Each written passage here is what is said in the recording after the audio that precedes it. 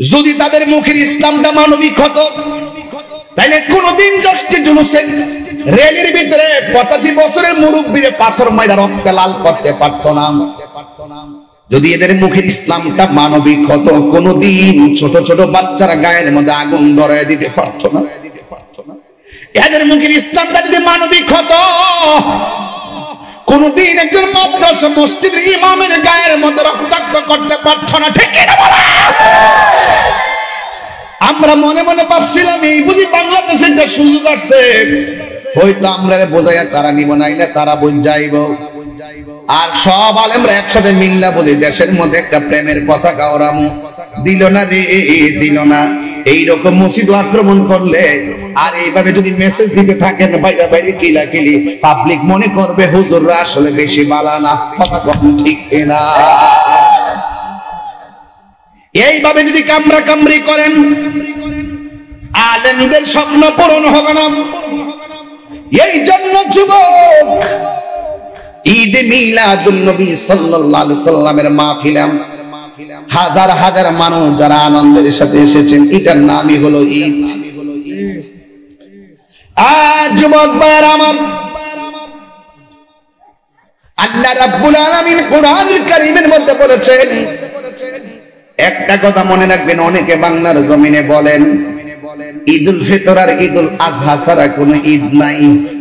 কয়নি বাজান? কয়নি? কয়নি? ঈদুল আজহা এবং ঈদুল ফিতর ছাড়া কোনো ঈদ নাই।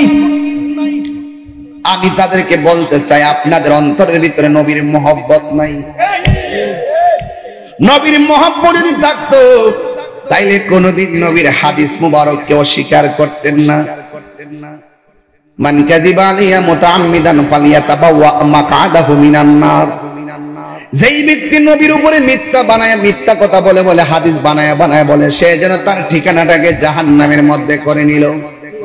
আল্লাহর হাবিব জুমার দিনকে ঈদ বলেছেন, তাইলে কয়টা ঈদ হলো? তিনটা। আল্লাহর হাবিব আরাফার দিনকে ঈদ বলেছেন, ঈদ কয়টা হলো? চারটা। তাহলে যারা বলে ঈদ হলো দুইটা, তারা আমার নবীর হাদিসকে অমান্য করে। যারা নবীর হাদিসকে অমান্য করে তারা কোনদিন নবীর শাফাত পাবে না। কথা বলেন ঠিক কিনা? ওরা জানে না ঈদের প্রকারভেদ। ওরা যদি জানতো ঈদ কত প্রকার তাইলে কোনদিন এমন ভাবে ফতোয়াবাজি করতো না, অন্ধভাবে দালালি করতো না, সংঘাত লাগায় রাখতো না। ঈদ হলো দুই প্রকার। জোরে কোন ঈদ কয় প্রকার? একটা না হয় ঈদে শারঈ, আর একটা হলো ঈদে সুরুর। ঈদ শারঈ, ঈদ শারঈ মানে হলো ঈদুল ফিতর, ঈদুল আযহা, ঈদুল জুমআ, ঈদে আরাফা। এই ঈদের নাম ঈদে শারঈ।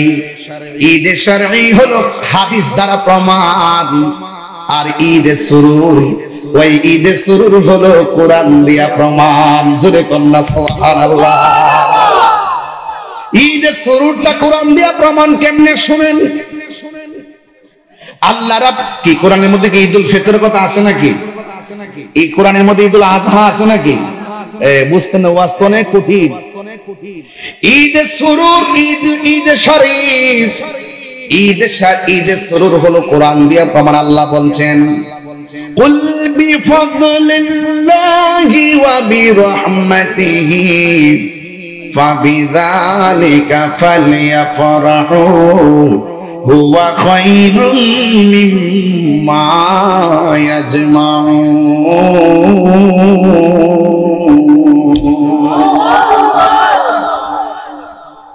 আমি বলেছি ঈদে সুরুর কোরআন দিয়া প্রমাণ, আর ঈদে শারঈ, ঈদুল ফিতর, ঈদুল আযহা, ঈদে আরাফা, ঈদুল জুমআ, ঈদে হাদিস দ্বারা প্রমাণ। সুবহানাল্লাহ কোন গেলি গায়? ঈদে সুরুর আল্লাহ বলছেন, আমি আল্লাহর পক্ষ থেকে তোমরা যদি কোনো ফজল পাও তোমরা আনন্দ করো। তাইলে বোঝা গেল ফজল পাইলে আনন্দ করতে হবে, এটা কোরআনে আছে না? না। রাইসুল মুফাসসিরিন আব্দুল্লাহ ইবনে আব্বাস রাদিয়াল্লাহু তাআলা আনহু বলেছেন, আল্লাহ যে বলছেন ফজল পাইলে আনন্দ করো, এই ফজল মানে হলো ইলম। ফজল মানে কি? ইলম দুই প্রকার, ইলম, ইলমানে। ইলম প্রথমত দুই প্রকার, একটা হলো ইলমে যাহির, আরেকটা হলো ইলমে বাতিন। বালাগাত মানতিকের কায়দায় ইলম আবার দুই প্রকার, একটা ইলমুত তাসাব্বুর, একটা ইলমুত তাসদিক। আর তরিকতের ভাষায় ইলম চার প্রকার, একটা ইলমে শরীয়ত, তরিকত, হাকিকত, মারিফত। শরীয়ত, তরিকত, হাকিকত, মারিফত। আবার এই ইলমগুলোর বাইরেও আরো কিছু ইলম আছে। এই ইলম অর্জন করতে গেলে মাদ্রাসায় যাওয়া লাগে না, আল্লাহর ওলিদের গেলে এই ইলমটা পাওয়া যায়। ওই ইলমটার নাম হলো ইলমে লাদুনী। জোরে জোরে কি সুবহানাল্লাহ বলা যাবে না? আল্লাহু আকবার।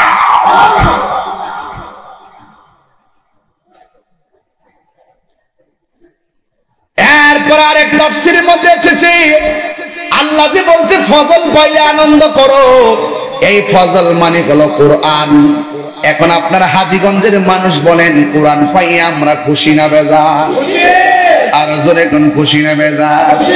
যদি কেউ বলে কোরআন পাই আমরা খুশি না, তার ভিতরে গন্ডগোল আছে না নাই? আল্লাহ রাব্বুল আলামিন কোরআনে বলেছেন ইন্না নাহনু নাযালনা যিকরা ওয়া ইন্না লাহু লাহাফিজুন।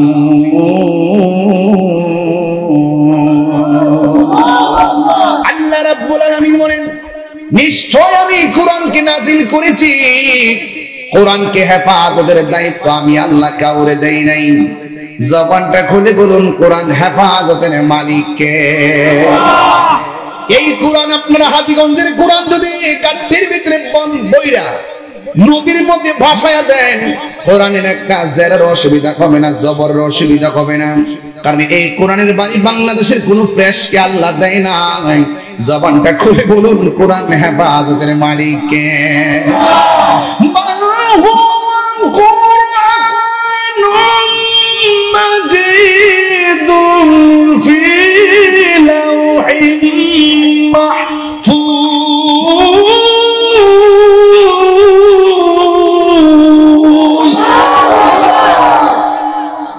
এই কোরআনের বাড়ি হলো লাউহে মাহফুজ। দুনিয়ার সব কোরআন যদি গাঁটটি বান্ধা ফালায় দেন কোরআনের কোনো অসুবিধা নাই। কোরআন লাউহে মাহফুজে অঙ্কিত, মোহরাঙ্কিত, সংযোজিত। এই কোরআনের মধ্যে যারা পরিমাণ কোনো সন্দেহ নাই। যালিকাল কিতাবু লা রাইবা ফীহি হুদান লিল মুত্তাকিন। এই কোরআনের মধ্যে কোনো যারা পরিমাণ কোনো সন্দেহ নাই। যুবকের দল, এই জন্য ফজল মানি হলো কোরআন। আরেক জায়গায় লিখেছে ফজল মানি হলো ইসলাম। এই আমার হাজীগঞ্জের বাবা জবান খুলে কোন ইসলাম ধর্ম পাই আমরা খুশি না বেজার? আর বড় করে কোন খুশি না বেজার? আল্লাহ রাব্বুল আলামিনের কাছে একমাত্র গ্রহণযোগ্য ধর্মের নাম হলো ইসলাম। আল্লাহ রাব্বুল আলামিন কোরআনে বলে দিয়েছেন ইন্নাদ-দীনা ইনদাল্লাহিল ইসলাম। নিশ্চয়ই আমার আল্লাহর কাছে মনোনীত ধর্মের নাম হলো ইসলাম।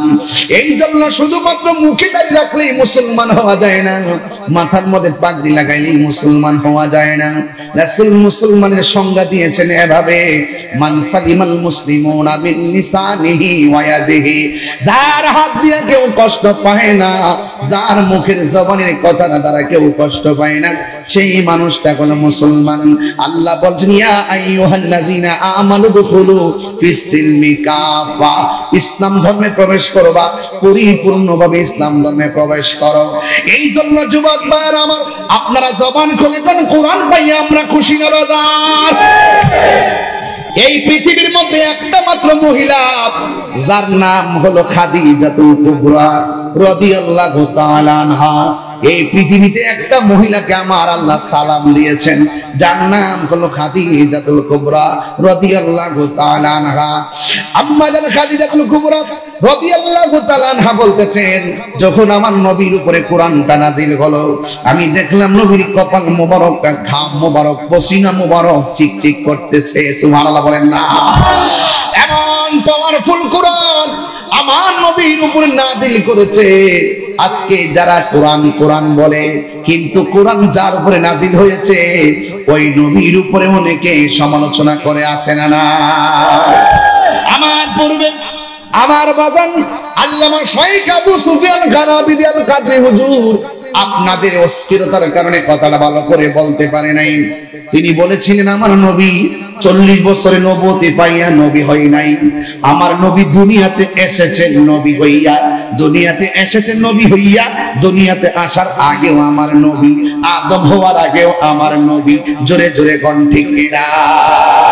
আরে আওয়াজ করে কোন ঠিক কিনা বলে। এই জন্য কোরআন পাইয়া আমরা খুশি। আমার নবী আপনার নবী রাহমাতুল লিল আলামিন দরা আদমের মধ্যে তাশরীফে আল্লাহ বলছেন ওয়া বি রাহমাতিহি ফাবিযালিকা ফালিয়াফরাহু। তোমরা আমি আল্লাহর পক্ষ থেকে যদি কোনো রহমত পাও তাইলে আনন্দ করো। আমার হুজুরের শুরুতেই ওই আয়াতটা তেলাওয়াত করেছিলেন, আমার সাথে সবাই পড়েন ওয়া মা আরসালনাকা ইল্লা রাহমাতাল লিল আলামিন।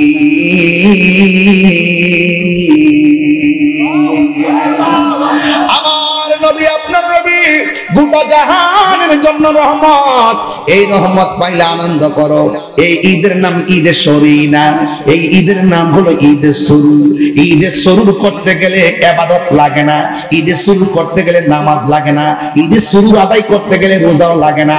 আজকে যারা ফতোয়া দেয় পাবলিকে দোকা বানাইতে চায়, ঈদুল ফিতরের নামাজ আছে, ঈদে মিলাদুন নবীতে নামাজ আসেনি, ঈদুল ফিতরের ঈদুল আজহাতে কুরবানি করে, ঈদে মিলাদুন নবীতে কুরবানি করেনি। এইভাবে পাবলিকে বোকা বানাইতে চায়। ও যুবকের দল, মনে রাখবা ঈদে সুরুর করতে গেলে নামাজ লাগে না। আজকে দেখেন তো ঈদুল ফিতরের মধ্যে যদি কেউ নামাজ পড়তে না যায় তাইলে আপনারা বলেন গুনাহ হবে কি হবে না?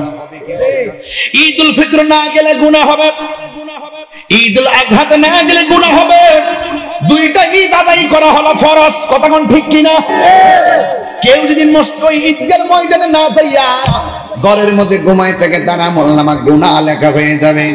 আর ঈদে সুরুর ঈদে মিলাদুন নবী এমন একটা ঈদ যে ঈদে মিলাদুন নবীতে আপনি যত যাইবেন তত সওয়াব পাবেন। মহব্বত নিয়ে ঘরে বসে থাকলেও আপনি সওয়াব পাবেন। ভাববেন ঠিক কিনা? ঈদে সুরুরও বোঝে না, ঈদে শরীয়ও বোঝে না, একটার মধ্যে আরেকটা লাগাই দেয়। কি দরকার ছিল বলেন? এই সমস্ত বিষয় নিয়ে বিতর্কের কি প্রয়োজন ছিল? কথা কোন ঠিক কিনা? মুস্তাহাব বোঝে না, মুস্তাহসান বোঝে না, এগুলো না বুঝে পাবলিক গুলোর মধ্যে কেন বিতর্ক লাগাচ্ছে আমি কিছু বুঝি না। তবে একটা জিনিস পরিবর্তন হচ্ছে, বহুত জায়গা দেখতেছি এই মিলাদুন নবী মাস আসার পরে বহুত নাচ সন্ধ্যা চলতেছে। মাশাআল্লাহ, চলো আমরা খুশি, আমরা খুশি, একটা জৌলুস লেগে গেছে, আমরা খুশি। তবে আমি এখনো আশাবাদী আলেম ওলামাদের একটা গুরুত্বপূর্ণ জায়গায় শুরুই হোক, যে কোনো ধরনের সমস্যা হোক, আমরা আলোচনা সাপেক্ষে টেবিলে বসে সমাধান করতে পারলে আমার মনে হয় এখন যে সুযোগ এসেছে, যদি এই সুযোগ যদি আলেম ওলামা কাজে লাগাইতে না পারে 153 বছরও পারবে না। জুলুসের মধ্যে আক্রমণকে রক্তাক্ত করে আপনি বিভাজন সৃষ্টি করেছেন, এগুলো করবেন না, এগুলো ভালো লক্ষণ নয়। মনে রাখবেন, খুব সতর্ক থাকবেন। আমি কোথায় কথা বলতেছি আপনি নিশ্চয়ই বুঝতেছেন। বলুন, রসুলকে পাইয়া আমরা খুশি না বেজা? কোরআন পাইয়া খুশি না বেজা? ইসলাম পাইয়া খুশি না বেজা? এই খুশি খুশি যে বলতেছেন এটার নাম ঈদ। ইসলাম পাইয়া কি আমরা একদিন খুশি না প্রতিদিন খুশি? কোরআন পাইয়া কি একদিন খুশি না প্রতিদিন খুশি? নবী পাইয়া কি একদিন খুশি না প্রতিদিন খুশি? এটার নামই তো ঈদ, এটার নাম ঈদের সুরুর। এটা নামে কি? ঈদের সুরুর। আমাদের জীবনে অনেক প্রসঙ্গ আছে আনন্দিত হওয়ার, এটার নাম ঈদের সুরুর। ঈদের সুরুর বুঝতে হবে, ঈদের শরঈ বুঝতে হবে। ঈদের শরঈ হাদিস দ্বারা প্রমাণিত, ঈদের সুরুর কোরআন দিয়ে প্রমাণিত। আমি কি বোঝাতে পেরেছি? এগুলো বুঝতে গেলে আরো ভিতরে ঢুকতে হবে। সহজ সরল ভাষা না, এগুলো ইলমি কথা এবং বোঝার মতো কথা বলছি। যুবক ভাইরা আমার, সকলে আপনারা সবাই জবান খুলে বলুন, আমার নবী এসেছে, আমরা খুশি না বেজা? আরো বড় করে খুশি না বেজা? এই জন্য হযরতে বারা ইবনে আযিব রাদিয়াল্লাহু তাআলা আনহুকে প্রশ্ন করেন, হে বারা ইবনে আযিব রাদিয়াল্লাহু তাআলা আনহু, আমার নবীর চেহারাটা কি তলোয়ারের মতন চকচক করত?